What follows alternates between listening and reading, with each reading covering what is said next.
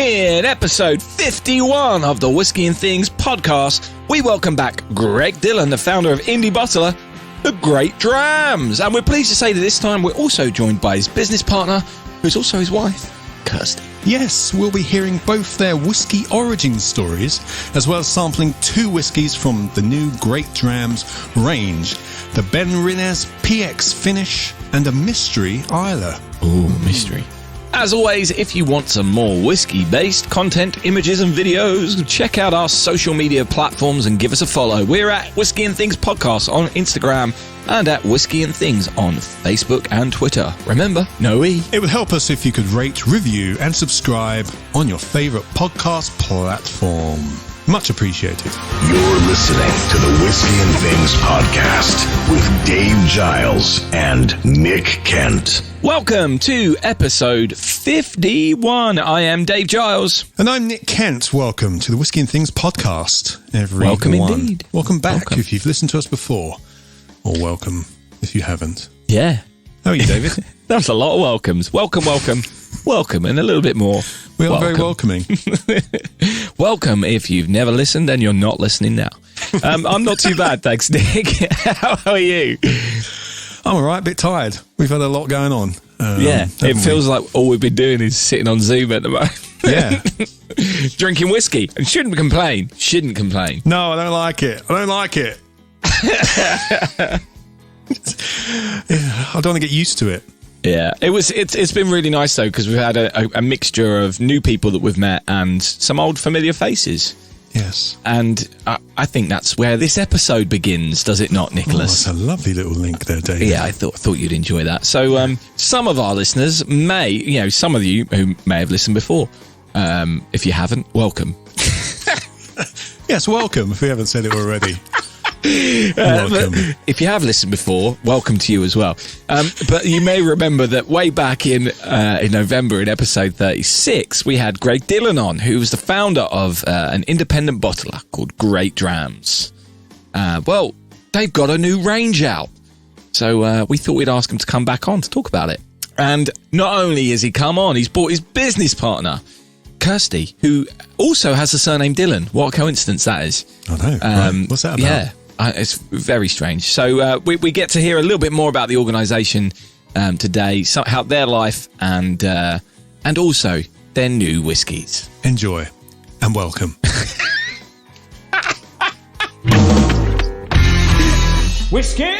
Welcome, Kirsty and Greg. Thank you. Welcome back, Greg, onto the show. And Kirsty, welcome for the first time. It's nice to have you here. Thank you very much. Last time we had you on, Greg, we talked about the story of Great Drams and the processes behind it, etc.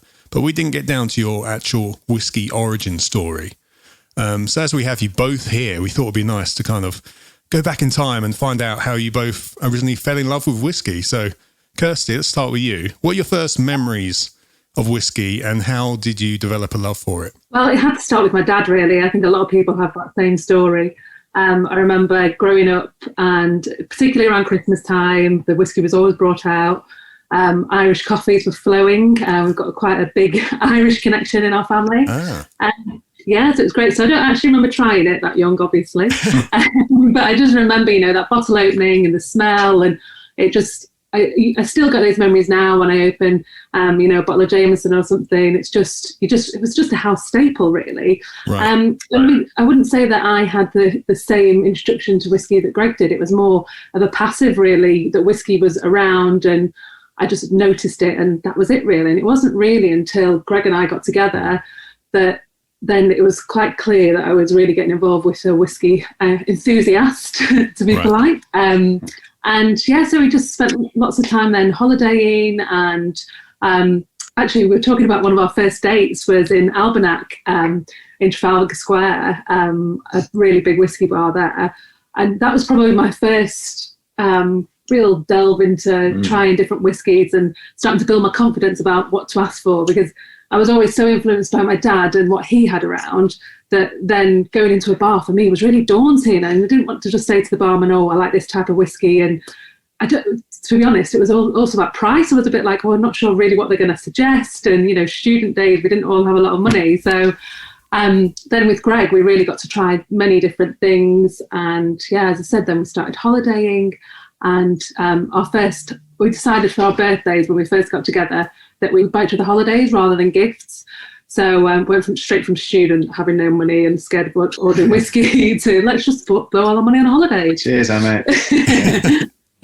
So straight away, I knew that I was going to take him up to Islay for our first trip away.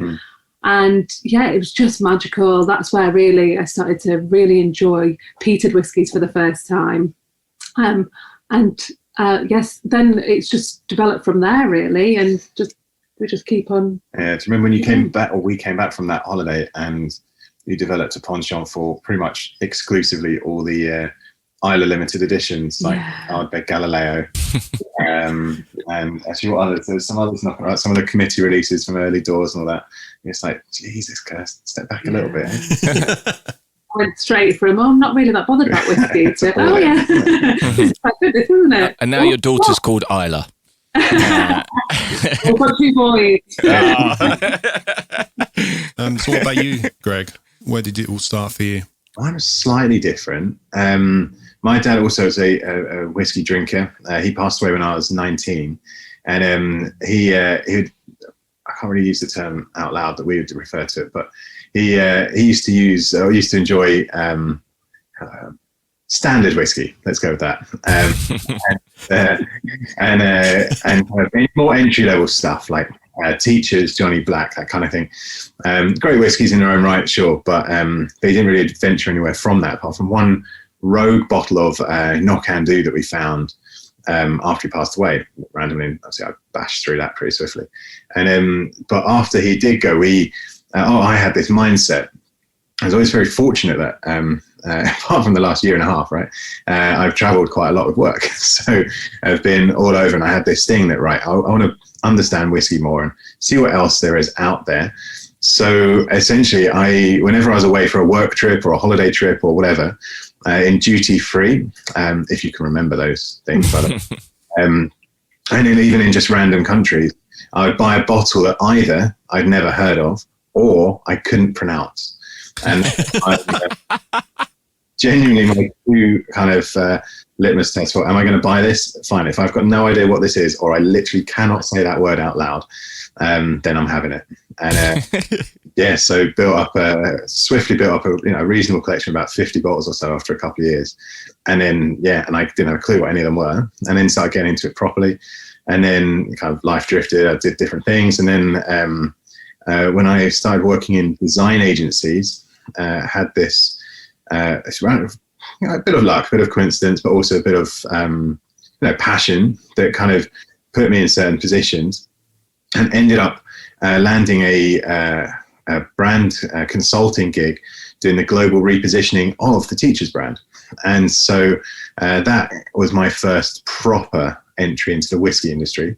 I'd done a load of work with Grey Goose and stuff before, but and cognac, but going into the whiskey, I was like, oh, this is proper, isn't it? All the stories, all the people, the distilleries, all that kind of stuff. So Ardmore was actually the first Scotch distillery I ever went to, and hence years later that became the first bottling we ever did. Nice. And then I was hired by a different design agency specifically to land whiskey clients and stuff. So did that reasonably well. And then thought, why am I doing this for you guys? Why are we not doing it for ourselves? And so that's when the consultancy was set up. And years later, that's when the book came out. And then it was Kirsty's idea, actually, I think, to say, look, why don't you do a limited edition bottle?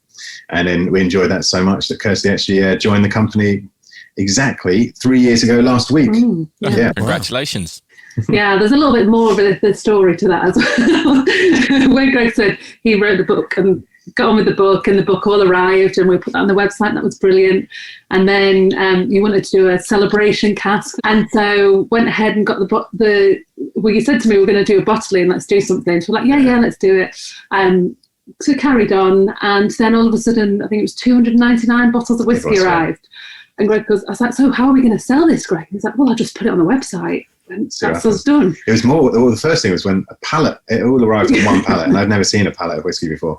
And suddenly there's one on my driveway, and you weren't around. You were heavily pregnant as well, weren't you, at the time? No, I'd had Archie then. Oh, fine. Yeah. I was coming, but that's what we were trying to decide. Oh, yeah, do that was it, With little Ardy.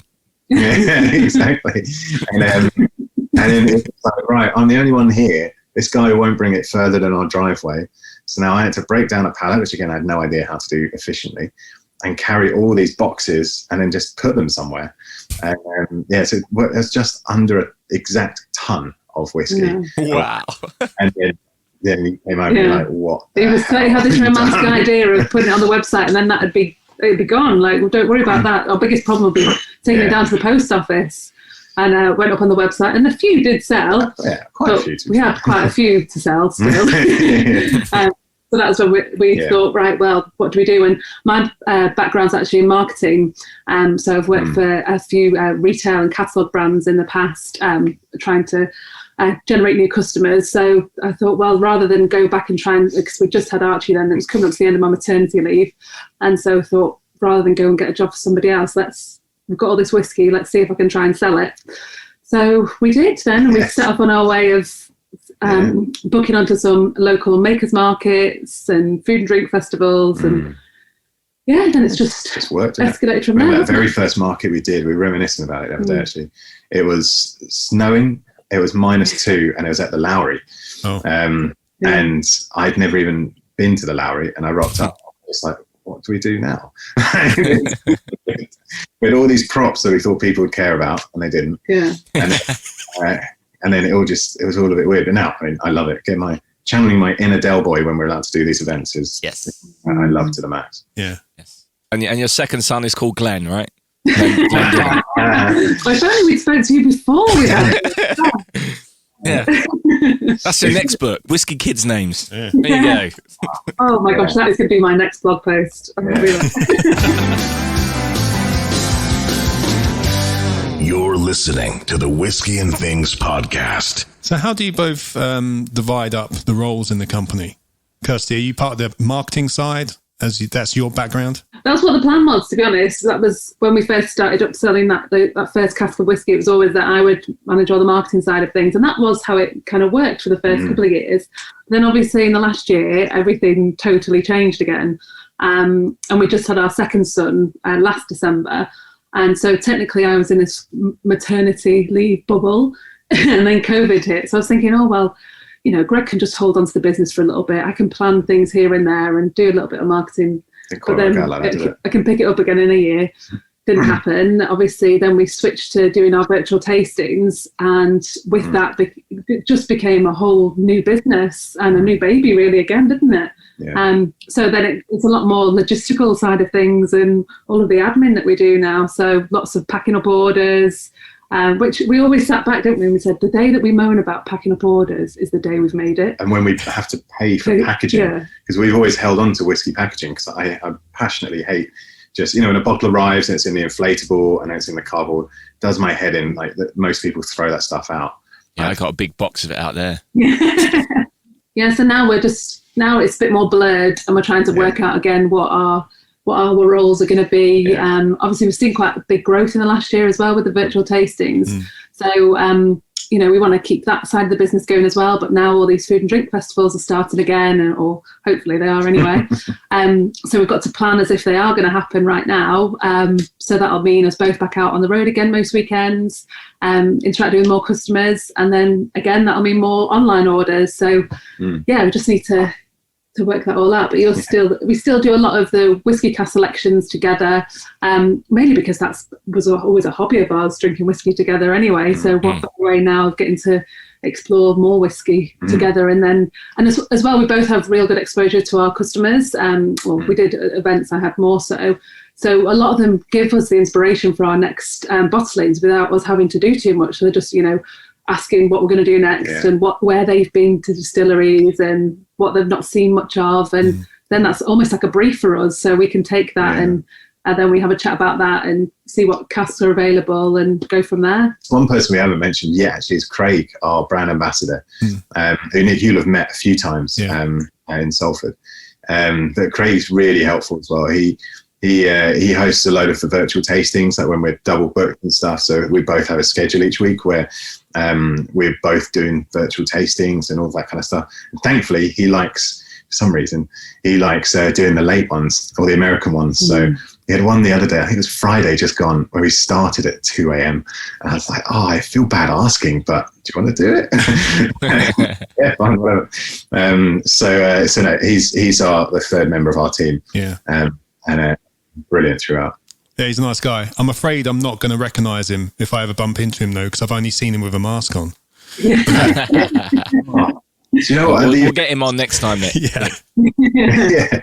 You know, the events that we were doing in that brief period between September and mid-December or whenever it was that we were allowed to do them. So many folk came up to me and was just like, oh, how you doing, mate? Been ages, etc. It's like, I don't know who you are because I cannot see you. I can hear you fine, but I meet hundreds of people every week. Even virtually, you kind of get, you've met so many people by this point. I think we've done virtual tastings now for nearly 4,500, maybe 5,000 people. So it's wow. You've seen a lot of faces on these rectangles. Any coming up? Is it a weekly thing? They just go on the website and have a look. How does that work? Great question. We do one public one per month. Our next one's actually our St. Patrick's Day one, so it's none of our juice. It's all awesome Irish whiskey from Irish whiskey producers, obviously. And I think we only have like 7 spaces left on it, and that's on the site now. And then we'll do April going forward for the next few months. We'll be doing our latest range, different cask samples, that kind of stuff. But the big bulk of what we do is actually private tastings. So like corporates or birthday parties, or we've got quite nervously got an inquiry for a 20-person stag in yesterday. We've only had one of them before, and thankfully there was so much football chat that we ended up having a great time, and I didn't want to leave. Last time we spoke to you, actually, talking to Irish whiskey, you said that you were hoping to be able to do your own Great Drams Irish whiskey. Are we any closer on that, or is that still becoming elusive for you? Still elusive, but I have a feeling we're bordering on lukewarm. Nice. But we're nowhere near warm. But I'm going to go tepid. We're great word. And are there any other regions that you're close to releasing, or are we still just focusing on Scotch at the moment? Mostly Scotch. All of the demand that we get, that we see, is for Scotch whiskey and like really cool limited edition Scotch whiskies that are, from not obvious distilleries, if that makes sense. So you probably wouldn't ever see in any of our releases distilleries that you see on a standard back bar. So any of the big brands, it doesn't make sense for us to go against them if in terms of side by side. From a commercial perspective, definitely not. But for us both, it's always been a lot more fun, actually, finding casks from distilleries that we love and that are different. And I think our current range actually speaks volumes about that, especially the Islay release. And our customers as well that we meet out at these food and drink festivals and everything, the way they describe us when they go to people's houses, wow, look at what I found. This is a really incredible, and they almost feel like they've discovered this whiskey because we discovered it for them. So it's not trying to, it's the dinner party piece. It's, when people are allowed to come back round to your house again. It is, they do really want to provide people with something a bit different. And so I think that's why we've done so well with that. I've figured out that the reason whiskey is so successful is because it preys on the people like me who like the idea of completing something. Oh yeah. Although it's impossible to complete whiskey. Because obviously every cask is unique and there are people selling single casks. You are never going to have been able to try every drop of whiskey or owned it's impossible. It's absolutely impossible. So you've got to tick off the distillery names rather than necessarily all the different varieties you can get within that. Yeah, and I'm very much that kind of Nintendo generation where I need to complete stuff. Yeah, whatever it is, it needs to be finished. And and even down to Lego and whatever, it's just very much this has to happen now, please. Yeah. And we have some of our best customers, actually, they they've already there's 9 of them specifically who have pre-ordered at least 4, I think, of each release we release for like the next year or 2, because they want to know that they've got the full set, both for saving and for drinking, and they have kind of specific numbers. That's the one you need to get into, Dave. Oh, no, don't. I can't do that. Like these guys have their bottle numbers that they are militant in that's the bottle number they want. And yes, and to be fair, I'm the same. From our own range, I keep the same 6 bottles every single time. Why not?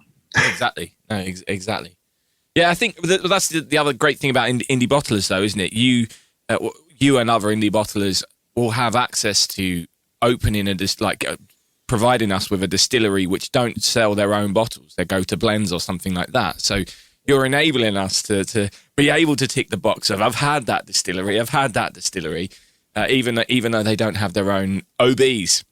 Yeah, no, exactly right. And that is something that was right at the beginning of it. Like our first 2 releases were Invergordon and then Craig Ellerkey. And I find Craig's got its own amazing, if not exceptional range.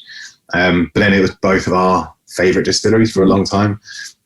So it's like, well, that makes total sense to do that, because there's a reason for us releasing it.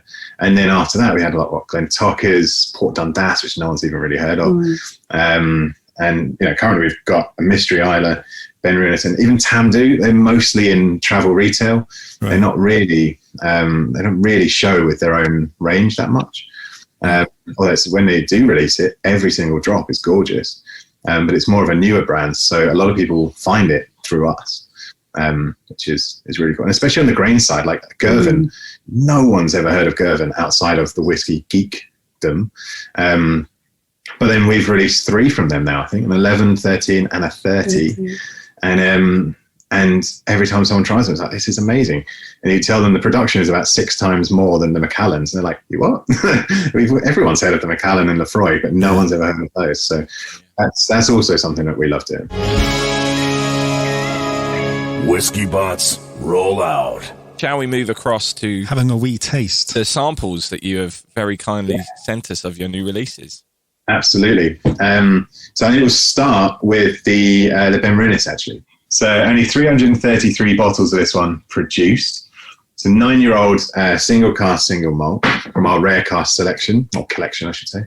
And it's been maturing, or had been maturing, for 8 years in a second fill Oloroso sherry cask. And we actually bought it. It's the only time we've ever bought a second fill cask. It's a sherry butt, so it's 500 litres, which is a lot of juice. Yeah, that's a big one. When it got into the warehouse, we're like, right, let's get the samples down, make sure everything's fine and whatever. And the samples tasted amazing, but the actual whiskey itself, after even 8 years in sherry cask, was lighter than water. We were just like, what happened here? It was absolutely beautiful in flavour, but it was really light. So I'm like, I can't, we never add colouring to ours. Everything's non-chill filtered. It's as pure as you can get, really, in terms of flavour profile. And so, right, do you know what? We need a sherry cask, but I want a big sherry flavour. And you'll notice the colour now is not like water. It's absolutely dark, punchy. It's a beautiful colour. So what we did was actually buy 2 casks, or commission 2 casks to be made. One first fill Pedro Jimenez cask, or PX cask, and one first fill Oloroso cask. Both 250 litres. So we split the butt in half exactly. And they are now created sister casks that are maturing through. And so this one I think it was 9 months in PX. So this is the PX release. After 9 months, we absolutely fell in love with it. That big spice note, that big sherry note, the gorgeous kind of sweetness, but also with the kind of spice kind of hit as well. Just really worked a treat for us. So nice on the nose. On the nose, it's beautiful. It's one of the best smelling whiskies I've ever smelled, and we all know I love smelling a whiskey. So cheers, mate. If you can turn this into a scented candle, I'd be very happy. This is a Dave loves a scented candle. I love this one, and the sample bottle of this in the house is going down remarkably fast. Yeah. It's had to be put on a slightly higher shelf that I need to think about reaching, because it is, one that I absolutely love. So my head's now in candle mode. I'm thinking of branding Great Dims. Sorry. I mean, I like where you went with it. Yeah. We'll register the website later. Yeah, just put it out there to your regulars and see what they think. You never know. Might be a whole new avenue for you. Anyway, this really does smell amazing. There's, as you said, the spiciness is coming through. The sherry notes are right there as well. Nick, have you tried it yet? Have you? Tasted it? I've been in there already. Yeah. Oh, right, have you? Yeah, just now. No, it's lovely. Is this made with worm tubs? Is that right? It is, yes. So what happens is, and why it's quite a special spirit, and quite a few of ours that we've released have used worm tubs, actually, strangely enough, and they're not common in the industry at all, mostly because versus regular condensers and cooling systems, they actually cost 27 times more to run. So they're very expensive to run. So it's really that, for me, when you have worm tubs in a distillery, it is a big sign that distillery wants to do the right thing and not the commercially viable thing always. And so that increased copper contact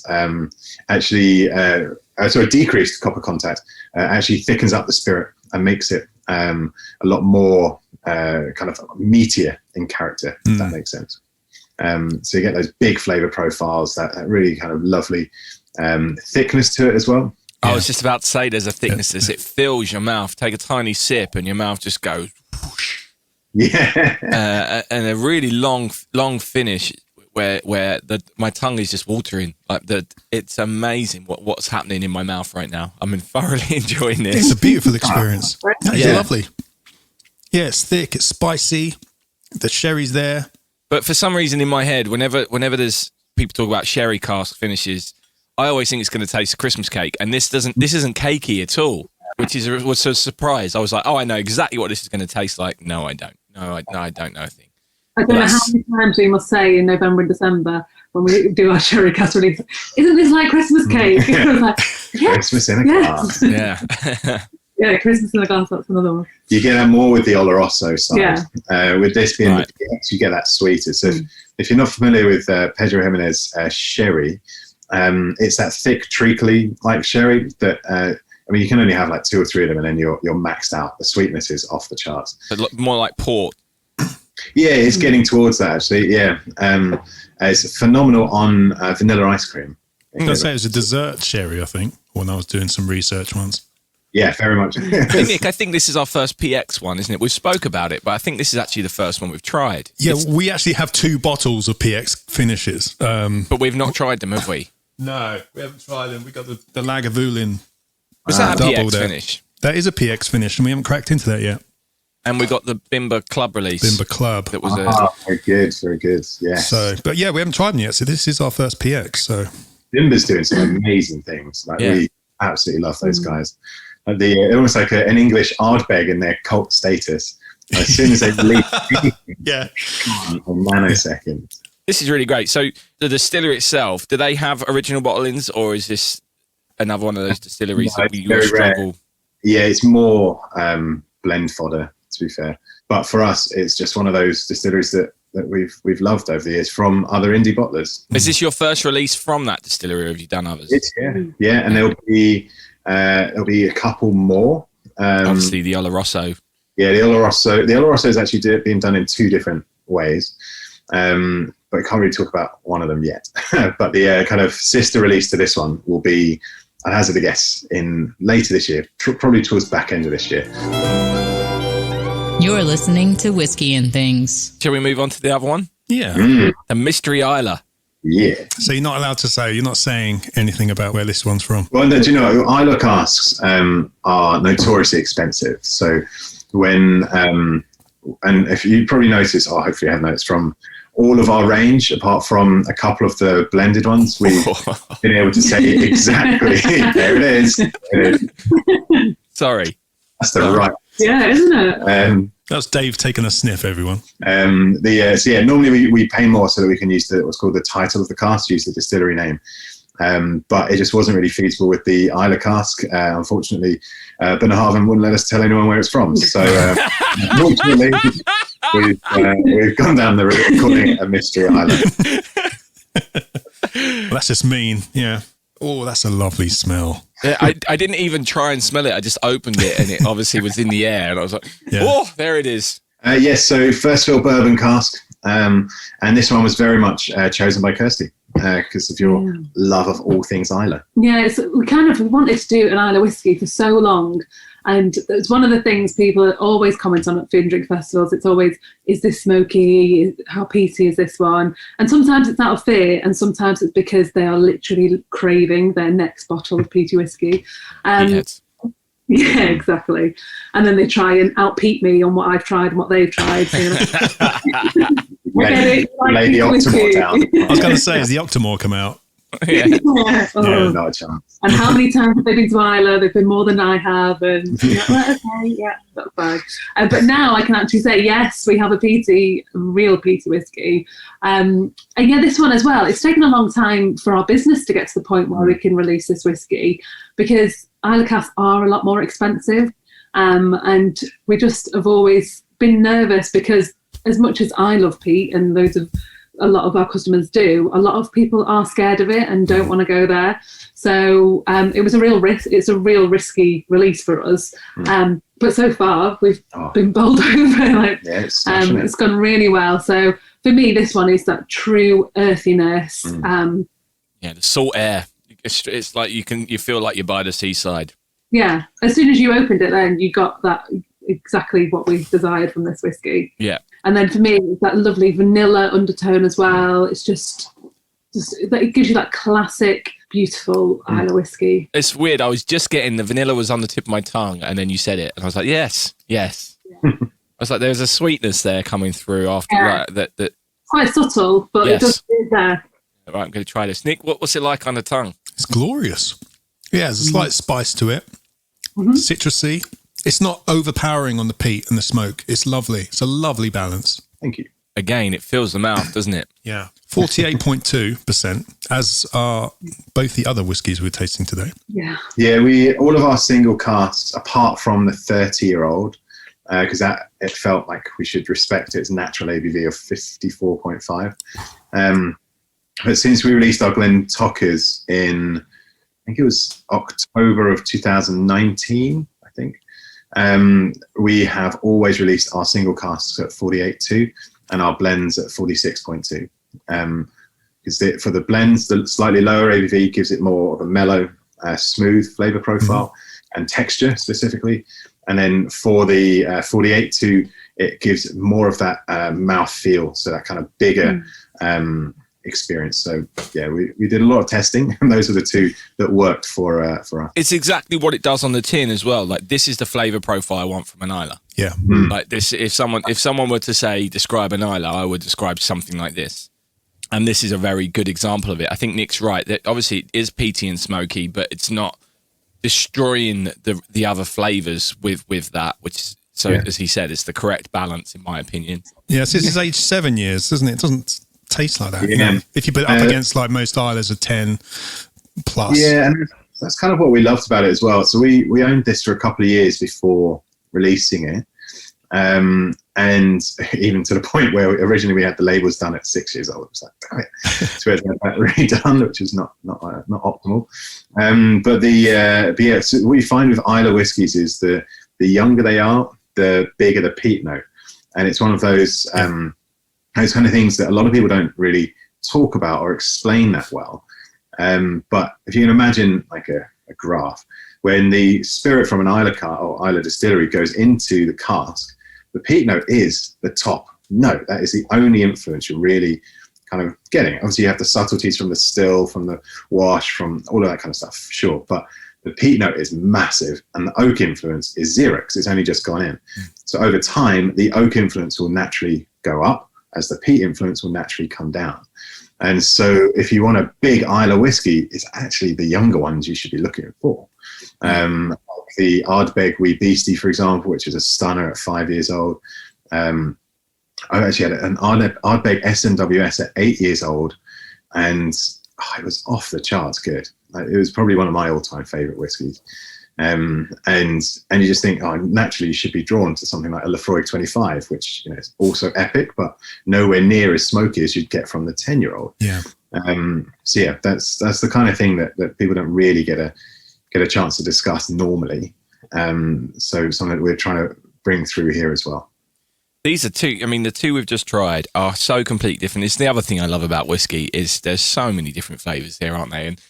And when people say they don't like whiskey, you're like, well, you haven't tried them all, have you? You've had one experience which may be smoky or may not be smoky, and it's not what you like. But yeah, I mean, this is. I've never been to Islay, but this is what I imagine Islay smells like and feels like. Like this is exactly what I want, and from something called Islay. So yeah, smashed it. I appreciate that. Going a bit left field, just because of something that Kirsty just said there. Sorry, I'm going to hijack this a little bit, and this is my brain's doing the clog turning thing, having had a bowl of cereal and 2 glasses of whiskey, so it might not be as eloquent as I would like. So 8th of March is International Women's Day, and you were saying that when you're at various events, you get people come up to you and try and out-Pete you or out-Islay you. Do you think that that's because you're a woman, there's an element of that, or do you think, and they're so shocked that there's a woman there who enjoys peaty whiskey, and is the industry doing enough to try and counter that? Have you experienced anything like that makes you think, God, we need to be doing more to let people know that this isn't just an old man with beards and cigars territory? In all honesty, yes, I definitely have the issue of said bearded man walking up to me and being really shocked that I have any knowledge of whiskey, and that I can hold a conversation with him about whiskey.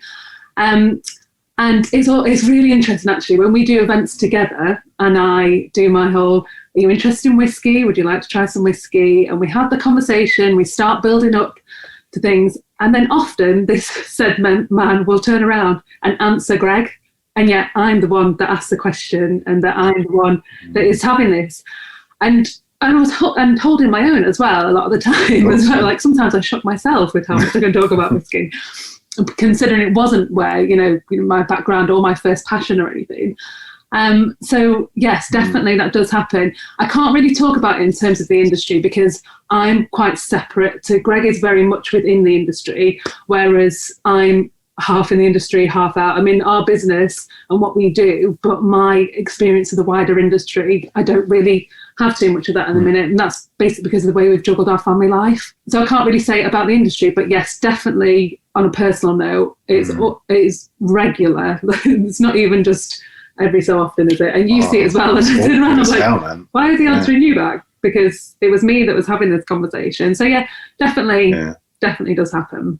Yeah, it's frustrating to hear. It's really frustrating to hear. It is. And then, you know, at the end of the day, I'm there as well to sell our business. So it's not, would never want to be rude to them back. And it's hard then for me then to try and bring this back, you know, make the person realise that actually what you're doing isn't right and it's really stereotypical. And, you know, so then I just carry on with my knowledge. But it's really hard not to think, well, actually, that's really not okay. And all I can do is continue with trying to build our business, continue to treat everybody with respect and equality, and, you know, and bring our family up and our boys up, respecting that it doesn't matter what your gender is, your background, anything, then you can be what you want to be, and it's not up to other people to judge you. So that's what we try. That great answer. Bear in mind, I put you on the spot there. That's with a delicate subject, I suppose. That was very well answered. So thank you for that. Hey, it's one thing to add there, mate. I do think the industry is doing a hell of a lot and a lot of good, positive things. Like from my side of being more ingrained in it. There's more that can be done, sure, but I think the industry itself has put a hell of a lot of emphasis, and rightly so, on the women that are involved in production and what they do. I'm always shocked when you explain to folks that the world's #1 master blender for the last 2 years, Stephanie McLeod, is in charge of the Dewars brand, which is tons of releases every year. The whole Aberfeldy brand, Altmore, Craigellachie, Devron and Royal Brackler. She's the malt master and master blender for all of that. In other brands like Rowe & Co. over in Ireland, female master blender. In Diageo for Johnny Walker, you have I believe it's Amy Gibson, I think, and a load of other female master blenders and blenders within the team, and Chivas as well throughout the entire industry. It's a massive misconception that it's blokes just making whiskey for, as you said, the old blokes at the end of the bar in like a flat cap, the 80s. It very much isn't like that. And when it comes to brand ambassadors as well, you've got superb BAs all over the place for every single brand, male, female, roughly balanced, I think, nowadays. So from an industry perspective, I know there's never really been an issue. I think potentially it's more telling the wider people, the consumers, that it isn't just blokes who make it. And it's also people wanting to be receptive to that. I mean, yes, it's a lot of the old men that I speak to that have it given me this that they don't care. They don't care that I'm a woman that knows about whiskey. They still just want to talk to a man, and that is ingrained in them, and that's just the way it's going to be. And so for me, don't get personally upset about that, because I can't change here. That's just the way he's going to be, and it's really sad and depressing. But all we can do is try and make sure that the next generation, people around us, don't think like that. Yeah. This is the Whiskey God, reminding you to please always drink responsibly. And as always, you can watch the full uncut video of that interview over on our Patreon page. If you want to become a patron, you can do so at any point just by heading over at patreon.com/whiskey and things, or follow the link on our website, whiskeyandthings.com. And everyone who is a member of that is really helping us out and doing wonderful things for us. So thank you very much. Thank you. And that video also includes a third whiskey, which we were able to try from the new range. So you can go and check that one out. It's a Speyside single malt from the Tamdhu distillery, matured for 8 years in a sherry cask. And I'm not going to lie, I went and bought that one afterwards. I went online and I purchased it. So for me, that was my favourite one. If you want to hear us do the tasting of that, by which point I was also a little bit tipsy, not going to lie, we'd had 3 whiskies at 1 o'clock in the afternoon. Yeah, there's lunchtime jams. We like lunchtime jams on this show. We do indeed. Yes. But yeah, Greg and Kirsty have also been kind enough to offer a perk to our patrons.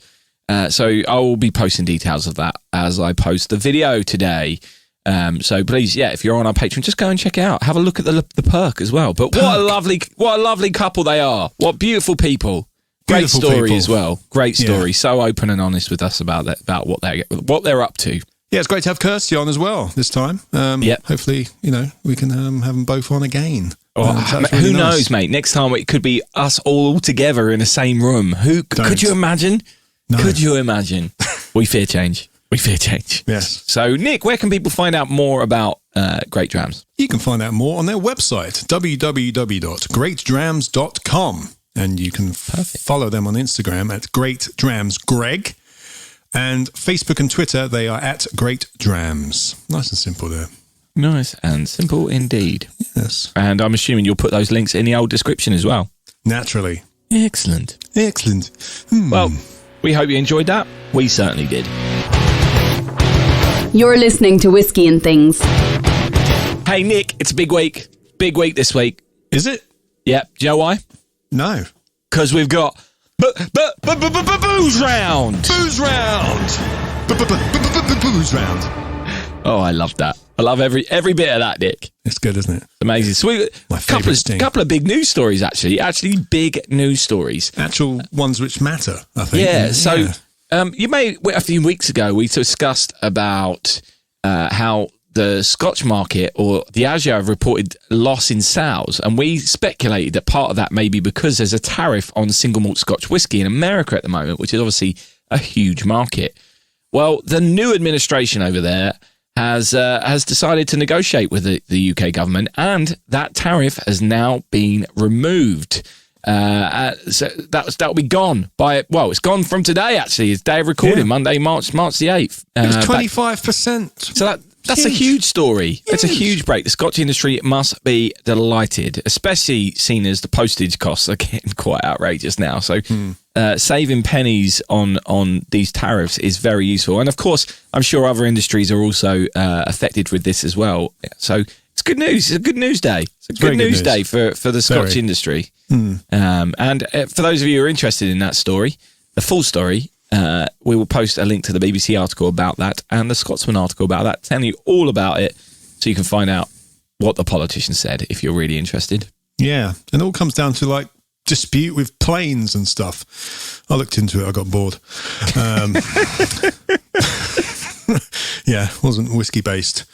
You know, unless they're talking about what samples they're going to be, serving on the planes, I'm not interested. There we go. But another whiskey important story comes from Japan. Japanese whiskey now must be from Japan, Dave. Oh, yes, nice? We've been talking about it. I'm sure we spoke about this before as well. We've touched on it, yeah. Some people might be listening to this and thinking, yeah, isn't it already? Well, unfortunately, no. Previously, whiskey could be labelled as Japanese regardless of what country it originated in. The only requirement was that the spirits were bottled within Japan. It's all been a very grey area. But technicalities. Yeah. On February 12th, the Japan Spirits and Liquors Makers Association, or the JSLMA. Catchy. It's very, it's even more catchy as an acronym, isn't it? So make a good band name, that. They're a trade group and they introduced new standards. So now raw ingredients are regulated and they're limited to malted grains, other cereals and water extracted from Japan, and malted grains must be used. The whole process must take place at a distillery in Japan and must be aged in the country for a minimum of 3 years, and the ABV at bottling must be 40% or higher. Basically, like most other countries, like, Scotland, all that kind of thing. But caramel colouring will still be allowed as well. So companies have 3 years to alter their products accordingly. So they've got until March 24th, 2024. But there's a bunch of whiskies which at the moment don't qualify, including a bunch of Nika Whiskeys. Interesting. Yes. Nika by the Barrel, which Jeff Whiskey does a review on his YouTube show this week, which is good. Nika Days, Super Nika, sounds like a cartoon, and Nika blended whiskies as well. But they're going to be changing it. It's on their website that they know that it doesn't qualify. So, but yes, exciting times for Japanese whiskey.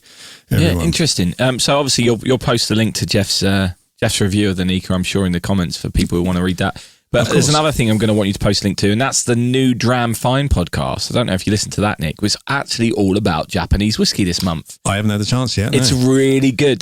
Chelsea takes us all the way through the history of Japanese whiskey, very thorough, and they talk about these laws in more detail and how it all affects everything. Awesome. Yeah, it's a really good podcast, Nick. You should check it out. It's really interesting. They try some interesting whiskies on there as well. They try 2 Japanese whiskey. One I really want to try. It's made out of rice. Oh, okay. Yeah. Or something like that. Apparently, apparently it tastes of hot cross buns.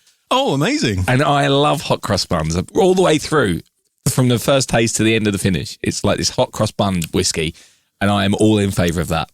That's an Easter whiskey. That's an Easter whiskey. Exactly. Forget Christmas whiskies. Let's bring on the Easter whiskey. Oh, hello. That's a new category. So, yeah, Nick, you should go and definitely check out their new podcast this week. I will. This month. They do monthly ones. They do.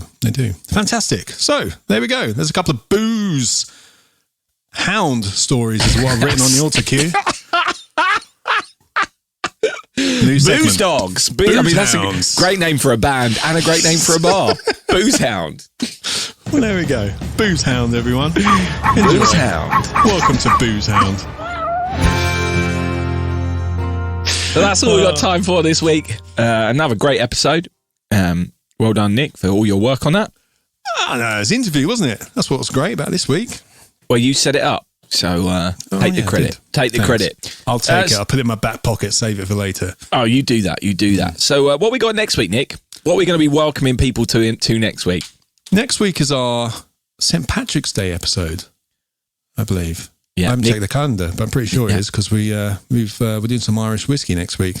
We're being joined by Johnny Neal and Tom Mead of the Irish whiskey brand Samuel Gelston's. We'll be tasting a couple of their whiskies and hearing the long history of Samuel Gelston's brand. So, yeah, exciting times.